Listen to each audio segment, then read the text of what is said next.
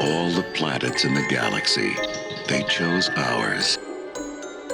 There's nothing cute about them.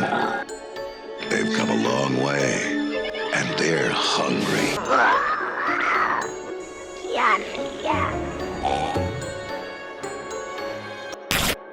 Hello again, everyone. This is Abra, and I'm back to give you my 2 cents on Nasser Rabadi's Tales of the Creepsters, the ashcan/companion book to his upcoming graphic novel, Creepsters.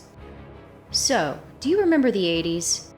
Remember those wonderful, campy, cheesy horror flicks from that over-the-top era? No?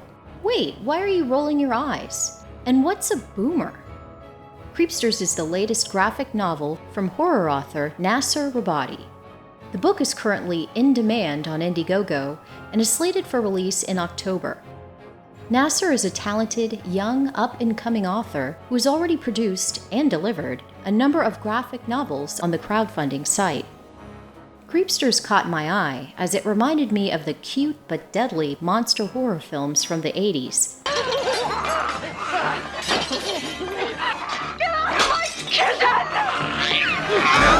I was fortunate enough to be treated to a sneak peek of the Tales of the Creepsters ashcan, and it has definitely whet my appetite for the main book.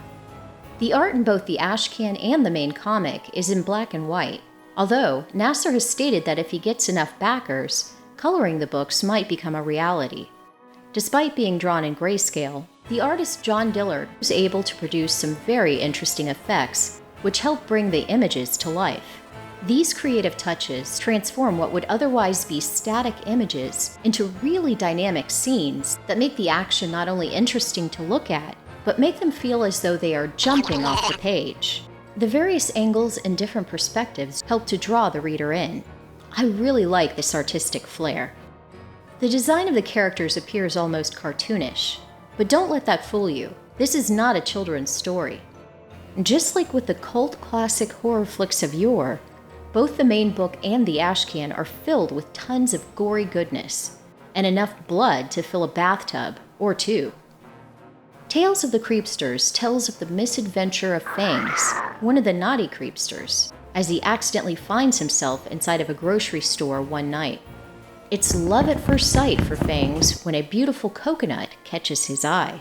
Needless to say, things don't go well for the store employees once Fangs decides to go on a mini rampage.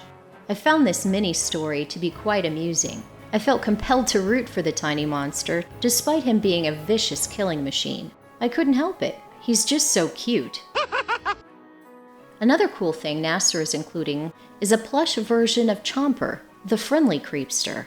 This is a very well-made toy. I'd love to see other creators do the same with some of their characters. If you are a fan of old cheesy horror flicks, are an 80s brat, or just a fan of creative and eye-popping art, please check out Creepsters today.